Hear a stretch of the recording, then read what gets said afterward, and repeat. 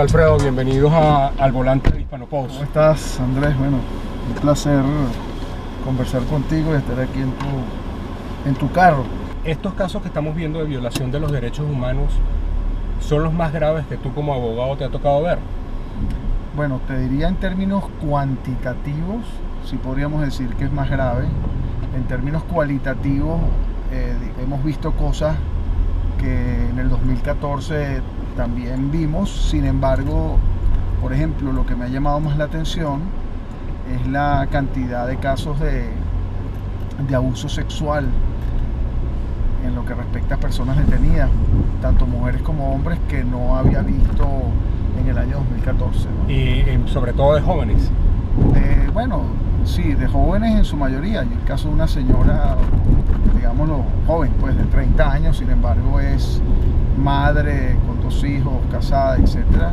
¿Y presuntamente quiénes han cometido esos actos? Bueno, en la mayoría de los casos, por lo menos los que conocemos, ha sido presuntamente agentes o miembros, pues, de la Guardia Nacional Bolivariana. Hay otros casos, pues, de golpes, de uso al principio, sobre todo de abril, de uso de descargas eléctricas, de personas que han sido, pues, amarradas o atadas por horas, incluyendo mujeres. Bueno, y fíjate que eso es uno de los temas que me llama la atención. ¿Eso califica como tortura? La tortura es, en términos de nuestra ley, aunque no se adapta totalmente a la Convención contra la Tortura, la Ley contra la Tortura y otros tratos crueles e inhumanos venezolana, limita de alguna forma la tortura a aquellas personas que han sido agredidas con unos fines específicos en custodia de funcionarios del Estado. Porque es tortura cuando tú fuiste encarcelado y fuiste agredido, y no es tortura cuando en una esquina unos guardias nacionales o unos policías o quien sea te rodea, te golpea, te cae a palo. Es decir, esos son casos de tortura según la Convención contra la Tortura. Ustedes los abogados dicen que los delitos de lesa humanidad no prescriben.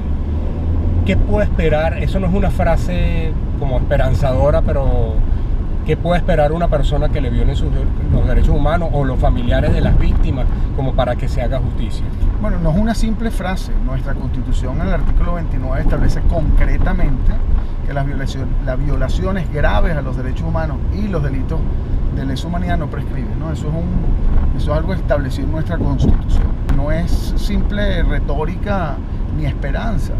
Yo siempre he pensado que la justicia que se aplicará en relación con estas violaciones a los derechos humanos no es una justicia internacional ni celestial, es una justicia nacional, digamos, y muy pronta, digamos. ¿Por qué cuando decimos que la justicia no prescribe es tan importante? Bueno, porque puede ser dentro de 10 años, 1 año, 6 meses o 20 años, aquellas personas que cometieron delitos hoy, dentro de 20, 30 años, teniendo la edad que tengan, no van a quedar impunes por el simple hecho del transcurso del tiempo.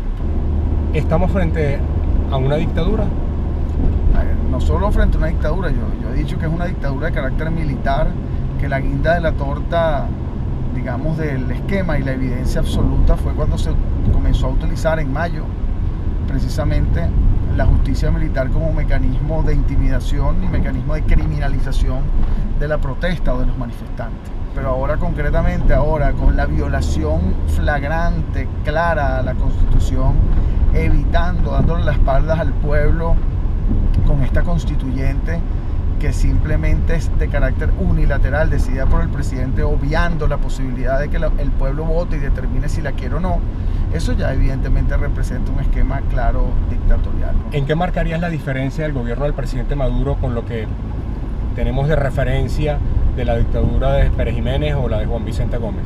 Yo he visto torturas tan terribles que me hacen recordar cuando yo pensaba que esas cosas que ocurrían eran inimaginables, eran una historia pasada, enterrada, pues, digamos, en el olvido, ¿no? Y lamentablemente me doy cuenta que no, que esas historias del pasado, esas películas de terror que ocurrían, las estás viendo ahorita. Las estoy viendo ahorita. En el caso de Pérez Jiménez o de Juan Vicente Gómez, esos casos de tortura que se oían o que se veían en películas, yo los he no solo visto, hablado con las familiares. ¿Se justifica tener a abogados defensores de los derechos humanos frente a una figura como la del defensor del pueblo? Se justifica hoy día, evidentemente, porque el defensor del pueblo no está haciendo nada. La Defensoría del Pueblo es una de las instituciones más bonitas que estableció la Constitución del año 1999, y así lo tengo que aceptar y reconocer. La Defensoría del Pueblo tiene, o el defensor del pueblo tiene, unas potestades increíbles que, debo decirlo, no se han ejecutado de la manera más satisfactoria. William Saber nos llamó a una primera reunión, que fue la única vez que pude hablar con él, y me reuní cuando tomó el cargo, que parecía que tuviese una voluntad de realizar algunas acciones, pero en los momentos actuales, donde se sabe claramente que casos de tortura, detenciones arbitrarias, no ha aparecido, ¿no? Y teniendo todas las potestades de hacerlo. ¿Sí?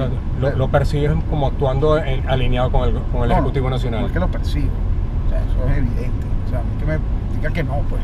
El defensor del pueblo ha actuado totalmente alineado al presidente en este momento. Yo no he visto hablando en favor de una víctima, ni siquiera reuniéndose con un familiar de una víctima. Es decir, nada contra...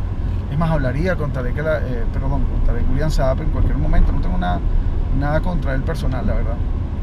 A pesar de que me bloqueó en su cuenta de Twitter, no sé ni por qué. Ah, ¿tú te has bloqueado por el defensor? Sí. Bloqueado. O sea, compartes que el defensor del pueblo ahora es bloqueador del pueblo. Me di cuenta que estaba bloqueado hace poco, no lo sabía. Y bueno. ¿Y por qué crees que te bloqueó? ¿Pusiste algo que le molestó?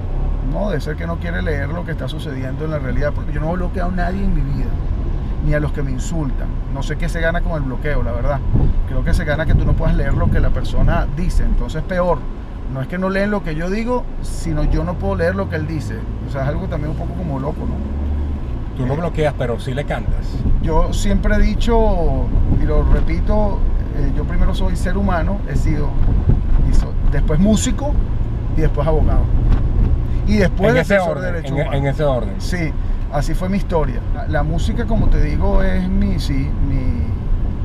compenetración, así como cuando ejercicio troto, y inclusive composiciones en relación con las cosas que suceden, ¿no? Pero yo estuve viendo por YouTube que hablas de la mujer, la bandera, una... Sí. Bueno, eso sí me recuerdo porque esa está reciente. ¿Y esa cómo dice, por lo menos? Dedico esta canción a todas las mujeres que dan la vida, aquellas que caminan mirando el frente, que sienten que sueñan, aquellas que golpean con el corazón el vil despotismo, aquellas azules, rojas, blancas, negras, rosadas, que luchan, que aman y gritan libertad, y gritan libertad. Mujer, toma tu bandera, mi mujer, Venezuela. Y así. Una palabra que denote el futuro para ti en este momento. Justicia. Yo creo que la justicia está muy pronto. Justicia es luz, como yo digo, y esa justicia va a venir de seguro. Justicia y libertad. Vale, muchas gracias, Alfredo. Vale, luego pues, muchas gracias a ti.